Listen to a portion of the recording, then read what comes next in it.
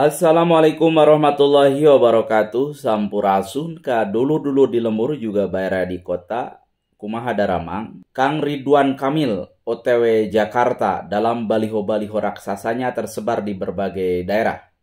Sementara Kang Charlie Van Houten, musisi sekaligus vokalis ST12 dulu ya. Dia OTW Gubernur Jawa Barat saja mendampingi Kang Deddy Mulyadi. Nah, ini dua pernyataan yang cukup menarik yang harus kita ulas secara mendalam ya. Tetapi sebelum kita mengulas, jangan lupa di subscribe, di like, di komen, di share. Mudah-mudahan ulasan kita bermanfaat. Oke, seperti kita tahu, pasca pemilu 2024 kemarin, ya, di antaranya ramai sekarang viral diberitakan bahwa Ridwan Kamil OTW Jakarta yang kemudian diterjemahkan oleh para politisi, oleh para pengamat, oleh analis politik dan konsultan politik sebagai sebuah langkah kepergian Ridwan Kamil yang akan ikut kontestasi pada Pilgub Provinsi DKI Jakarta ya. Dan itu kemudian direspon oleh Ahmad Syaroni, beliau anggota DPR RI dari Partai Nasdem yang juga digadang-gadang sebagai calon gubernur Provinsi DKI Jakarta ya dari Partai Nasdem. Bahkan semacam diejek oleh Kang Sahroni bahwa gampang lah gitu Kang Ridwan Kamil mah. Kenapa mungkin mereka itu hanya berkelakar ya atau mungkin hanya bercanda bahwa kata Kang Sahroni itu Kang Ridwan Kamil baru mau OTW Jakarta, sementara gue, Kang Sahroni itu sudah di Jakarta kan gitu. Itu mungkin penyederhanaan, logika penyederhanaan Kang Sahroni bahwa memang Kang Sahroni terkenal sebagai orang pituin Betawi itu Jakarta ya. Di Tanjung Priuk dia hidup dan besar dan merintis karir dari nol sampai kemudian menjadi miliarder seperti sekarang ini.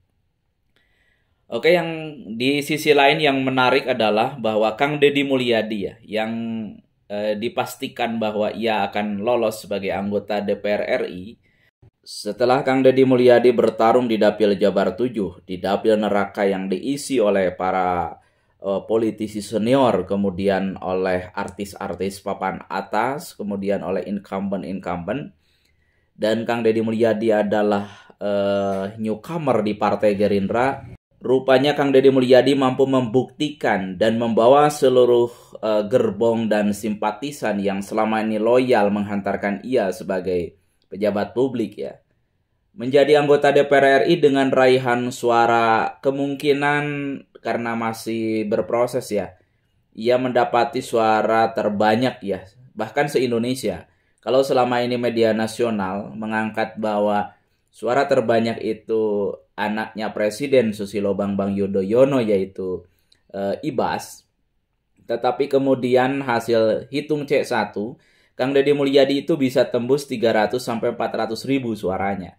Dan itu masih berproses. Kemarin saja C1-nya baru 60% itu dikumpulkan. Ia sudah meraih suara kurang lebih 250 ribu lebih. Dan ini tentu saja suatu capaian prestasi yang luar biasa untuk Kang Deddy Mulyadi. Ada yang membanding-bandingkan kalah sama Komeng. Nanti akan kita ulas ya bagaimana supaya apple to apple pembandingannya dengan sang Komeng si Raja Senator ya. Tetapi apapun itu bahwa kode yang diunggah oleh Kang Charlie Van Houten, si Kang Charlie ini adalah sahabat Kang Deddy Mulyadi sejak lama. Bahkan Kang Deddy Mulyadi ketika membuat kegiatan-kegiatan panggung-panggung acara keliling Jawa Barat, keliling Purwakarta, itu biasanya Kang Charlie dengan senang hati selalu hadir untuk menghibur, untuk mengisi acara, untuk mensupport kegiatan Kang Deddy Mulyadi.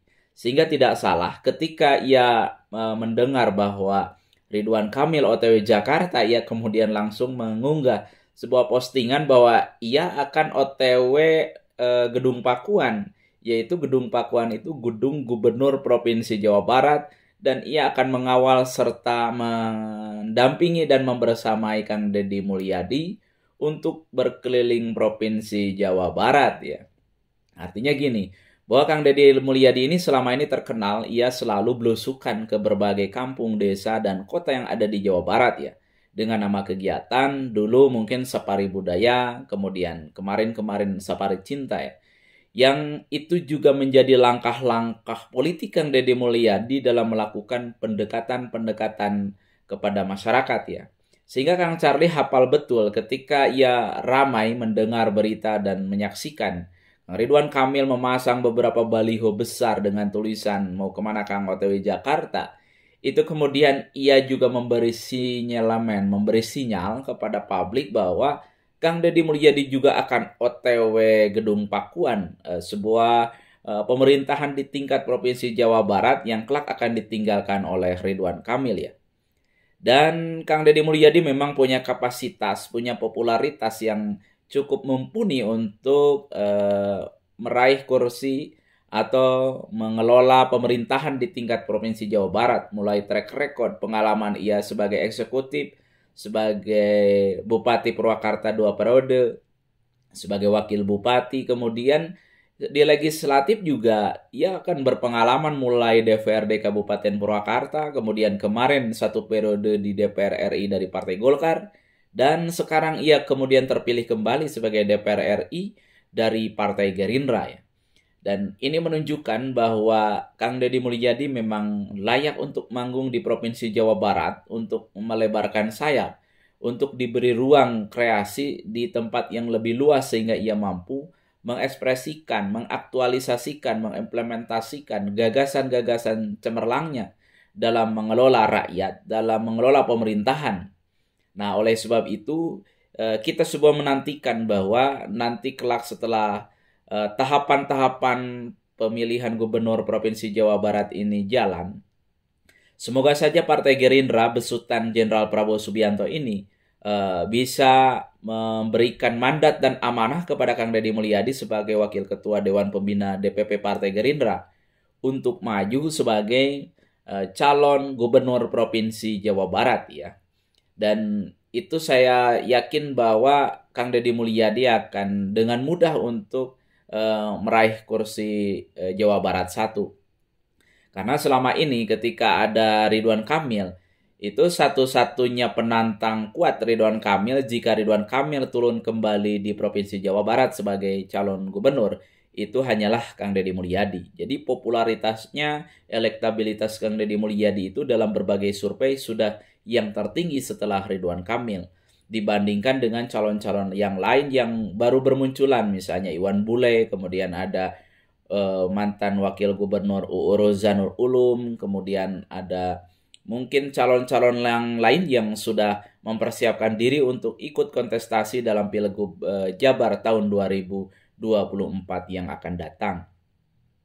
Nah, dulur-dulur, tinggal kita melihat bahwa apakah kemudian nanti Ridwan Kamil betul-betul serius OTW Jakarta, atau ketika digertak oleh Ahmad Syaroni, ia kemudian nyalinya ciut. Ya, kita terkenal lah, orang Ahmad Syaroni ini memang ada di dunia yang cukup keras ya, ia merintis hidup di Tanjung Priuk ya.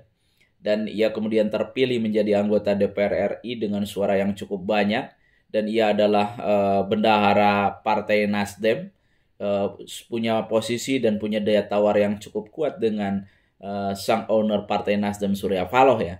Nah, ketika kemarin digertak, kecil katanya Ridwan Kamil mah, dia baru mau OTW ke Jakarta, gue mah udah ada di Jakarta, cong gitu. Apapun itu bahwa kemudian nanti akan berdampak terhadap pemanasan atau hanya cek ombak ya, cek ombak, tes suara nih, gimana nih respon publik terhadap pemanasan di Pilgub DKI Jakarta ini. Ya memang sejak awal Partai Golkar sendiri di bawah besutan Erlangga Hartarto ya, itu kemudian memberikan mandat dan tugas untuk DKI 1 itu kepada 2 orang ya, tidak saja kepada kader Partai Golkar DKI Jakarta ya, tetapi juga kepada Ridwan Kamil. Dan untuk kepada Ridwan Kamil juga kan tugas dari atau misalnya rekomendasi dari Partai Golkar itu hampir ada 3 ya. Jadi nanti Ridwan Kamil dialokasikan untuk nyagup lagi di Provinsi Jawa Barat atau kemudian di DKI Jakarta atau kemudian seperti dibilang oleh Kang Emil sendiri kan, ia punya 3 langkah yang harus ya pilih gitu setelah Pilpres 2024 kemarin. Apakah dia mau menjadi menterinya Pak Prabowo Subianto atau kemudian ia menyagup lagi untuk kali kedua di Provinsi Jawa Barat atau memang ia kemudian hijrah ke DKI Jakarta ya. Kita tidak tahu karena seperti yang dibilang oleh Kang Ridwan Kamil sendiri, bahwa hasil survei di DKI Jakarta sebetulnya ya bagus sekali gitu, tinggi nilai surveinya. Nah itu kemudian mungkin yang bisa menjadi celah. Dan kalau kita melihat langkah-langkah politik Ridwan Kamil, sebetulnya ya di periode sekarang kan di Pilpres kemarin ia digadang-gadang menjadi calon wakil presiden ya. Dan ia sudah optimis bahwa mungkin ia bisa nyapres. Tetapi situasi dan kalkulasi politik yang berubah, yang berbeda, Prabowo Subianto akhirnya kemudian mengambil Gibran Rakabuming Raka sebagai wakil presiden, kemudian Ganjar Pranowo ambil Mahfud MD, dan Anies Baswedan kemudian ambil Caimin. Akhirnya kemudian calon wakil presiden yang namanya cukup populer tertinggi ya di situ ada Ridwan Kamil, ada Erick Thohir, dan ada Sandiaga Uno. Itu kemudian mereka semua tidak terpakai dalam kontestasi Pilpres kemarin. Dan tentu kalau di periode kemarin namanya sudah melambung sebagai cawapres, ia akan punya insting politik. Kita tahu bahwa seperti yang disampaikan oleh Bambang Pacul nih, Pak Ketua PDIP Jawa Tengah ya, yang kata-katanya selalu filosofis dan menarik serta bijaksana untuk kita kutip, bahwa seorang politisi itu kalau sudah dia terjun ke gelanggang politik itu tidak mau berhenti, tidak mau tidak mau pensiun ya. Karena memang tidak ada batasan dalam politik. Orang jadi anggota DPR RI saja nggak ada batasan. Ada yang seumur-umur sebagai anggota DPR RI.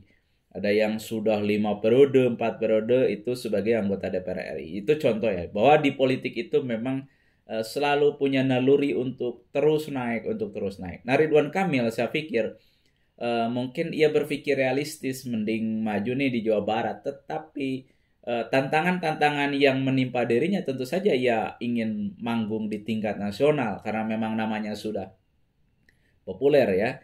Sehingga langkah-langkah itu untuk mencapai panggung-panggung nasional, mau tidak mau Jakarta adalah batu loncatan.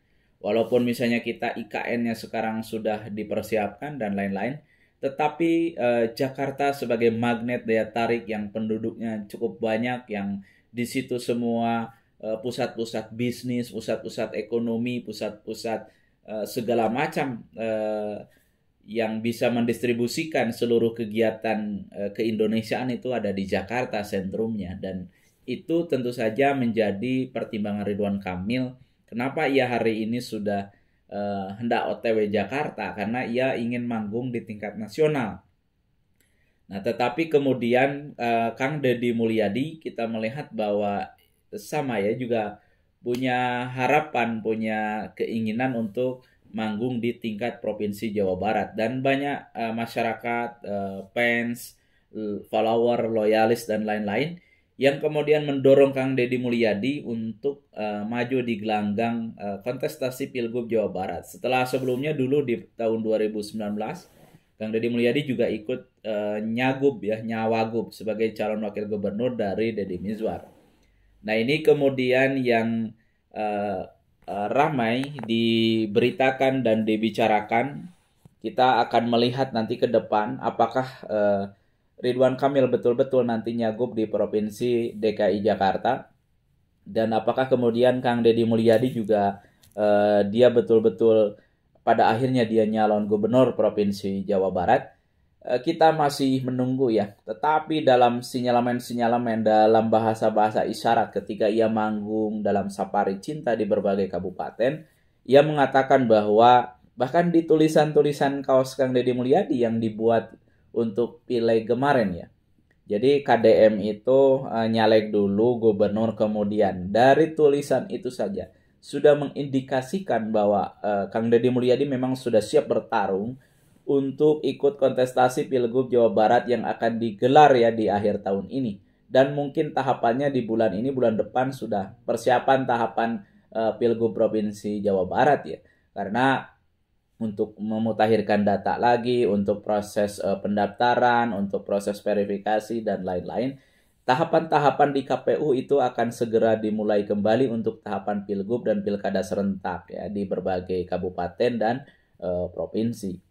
Mungkin itu dulur-dulur, semoga saja kita ada jalan bagi Kang Deddy Mulyadi untuk manggung di Provinsi Jawa Barat, dan sudah banyak orang sudah siap kalangan tokoh politisi yang kemudian siap mengawal, termasuk sahabatnya Kang Charlie Van Houten itu sudah siap untuk OTW bersama Kang Deddy Mulyadi berkeliling Provinsi Jawa Barat, melakukan kegiatan-kegiatan safari cinta, safari budaya dalam kontestasi Pilgub Provinsi Jawa Barat. Dan semoga Partai Gerindra juga memiliki kepekaan ya bagaimana loyalitas dan totalitas Kang Deddy Mulyadi dalam meraih suara di Provinsi Jawa Barat ya di Pilpres kemarin. Bagaimana Kang Deddy Mulyadi itu menghimpun ibu-ibu kader-kader dari berbagai provinsi untuk memilih Jenderal Prabowo Subianto, menyukseskan Prabowo Subianto sebagai Presiden Republik Indonesia yang ke-8. Dan faktanya di Purwakarta, di Jawa Barat secara keseluruhan itu Prabowo mendapati suara yang cukup telak ya, 58% lebih lah.